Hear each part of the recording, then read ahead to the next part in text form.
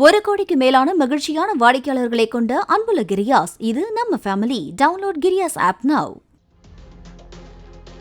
சிறுமிகள் பாலியல் பலாத்கார வழக்கில் சிறையில் அடைக்கப்பட்டிருந்த சர்ச்சைக்குரிய சாமியார் சந்தோஷ் மாதவன் உடல்நலக்குறைவு காரணமாக தனியார் மருத்துவமனையில் உயிரிழந்தார்.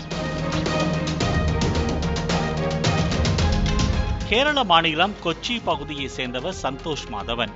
ஏழை குடும்பத்தில் பிறந்த சந்தோஷ் 10ஆம் வகுப்பில் தோல்வியடைந்தார்.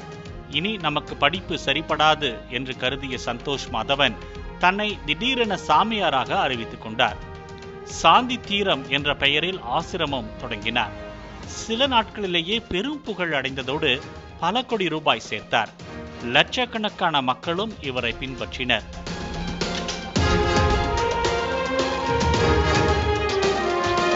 பொதுவாகவே வெள்ளை உடையில் நீண்ட தாடியுடன் அனைவரையும் கவரும் வகையில் வலம் வருவது இவரின் ஸ்பெஷல். இவரும் பார்ப்பதற்கு நம்ம ஊரு நித்யானந்தா போலவே தான் இருப்பார். கடந்த 2008ஆம் ஆண்டு பண மோசடி வழக்கில் இவரிடத்தில் விசாரணை நடத்திய போது அவரது ஆசிரமத்தில் இருந்து ஏராளமான சிடிக்கள் கைப்பற்றப்பட்டது. அந்த சிடிக்களை ஆய்வு செய்த போது ஞானம் பூஜை என்று அழைக்கப்படும் பூஜையை அவர் மேற்கொண்டதும் அதில் சிறுவர்கள் மற்றும் சிறுமிகளை பாலியல் ரீதியாக துன்புறுத்தியதும் கண்டுபிடிக்கப்பட்டது. இதையடுத்து அவர் மீது வழக்கு தொடரப்பட்டு அவருக்கு 16 ஆண்டு காலம் சிறை தண்டனை விதிக்கப்பட்டது.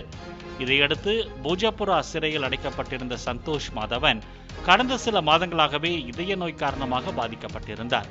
தனியார் மருத்துவமனையில் சிகிச்சை பெற்று வந்த அவர் இன்று காலை மரணமடைந்தார். 1 கோடிக்கு மேலான மகிழ்ச்சியான வாடிக்கையாளர்களை கொண்ட அன்புள்ள கிரியாஸ். இது நம்ம ஃபேமிலி. டவுன்லோட் கிரியாஸ் ஆப் நவ்.